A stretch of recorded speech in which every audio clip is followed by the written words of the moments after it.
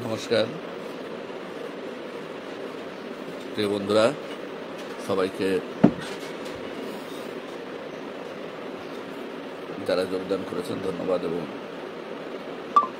কৃতজ্ঞতা জ্ঞাপন করছি। আজকে হঠাৎ করে লাইভে আসার একটা কারণ বা উদ্দেশ্য সেটা আপনারা ইতিমধ্যে জানেন অনেকেই। সেটা হলো বাংলাদেশ সনাতন পার্টি নিবন্ধনের লক্ষ্যে কাজ করে যাচ্ছে এবং আমরা আশা করি খুব দ্রুতই বাংলাদেশ সনাতন পার্টি নিবন্ধন হবে। আগামী 11 এপ্রিল শুক্রবার জাতীয় প্রেস ক্লাব ঢাকা 3য় তলায় আগামী 11 April press club Abdul Salam হল 3য় তলা ঢাকায় বাংলাদেশ সনাতন পার্টির একটি কর্মী সম্মেলন। সেখানে সবাইকে আমন্ত্রণ জানাচ্ছি।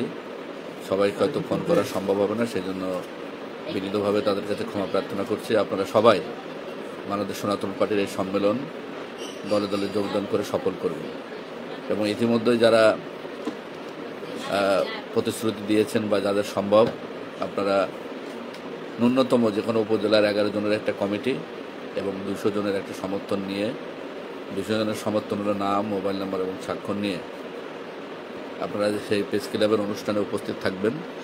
এটাই আপনাদের কাছে প্রত্যাশা। জাতির এই ক্লান্তি লগ্নে নিজেদের একটি রাজনৈতিক দল প্রতিষ্ঠা করা সবচেয়ে বেশি আমি মনে করি যে জরুরি এই মুহূর্তে।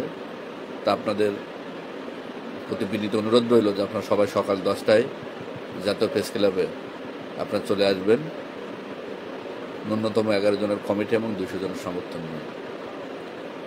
এছাড়াও অনেক কিছু বিষয় আপনাদের আছে, আমাদের যে 8 দফা দাবি, চিন্ময় প্রভুর মুক্তি, সেই বিষয়গুলো নিয়েও আপনারা যারা আসবেন, যাদের কথা বলার সুযোগ থাকবে, আপনারা কথা বলতে পারবেন।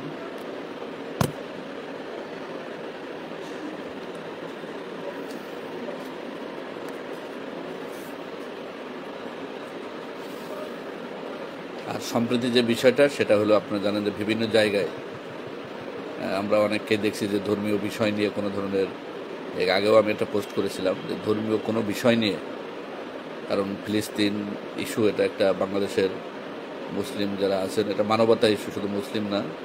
কোনো রাষ্ট্র এইভাবে ধ্বংস হোক বা কোনো প্রভাবশালী শক্তি দ্বারা ধ্বংস হয়ে যাক, সেটা কেউ কাম্য করে না। আমরা যেহেতু সবাই মানবতা বিশ্বাস করি, তো সেই ক্ষেত্রে তাদের পাশে থাকাটা জরুরি। যদি পাশে থাকতে নাও পারেন, কিন্তু কেউ কোনো ধরনের বিরূপ মন্তব্য করা, কোনো ধর্ম নিয়ে বা ইসরায়েল ফিলিস্তিন ইস্যু নিয়ে কোনো ধরনের পোস্ট করা, এগুলো থেকে বিরত থাকবেন।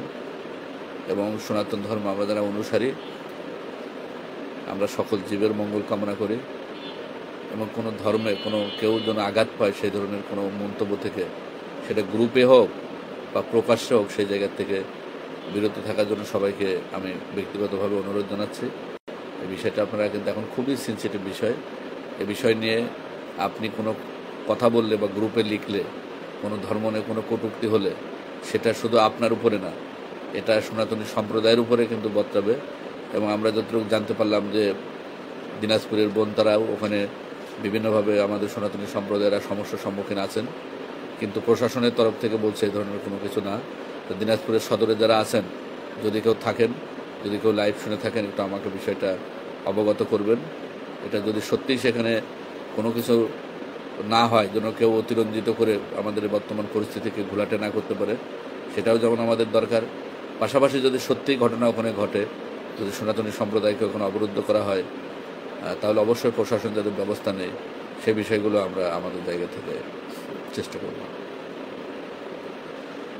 আজকে লাইভে আসার 2টা উদ্দেশ্য। একটা হলো যে কোনো ধর্মীয় কোনো বিষয় নিয়ে আপনারা কোনো ধরনের মন্তব্য, ব্যঙ্গ করা বা পোস্ট করা, এগুলো থেকে বিরত থাকবেন, এটা আপনাদের কাছে বিনীত অনুরোধ জানাচ্ছি।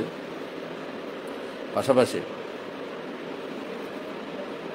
বাংলাদেশ সনাতন পার্টির যে সম্মেলন, সেই সম্মেলনে আপনারা সবাই উপস্থিত থাকবেন, সম্মেলনকে সফল করবেন।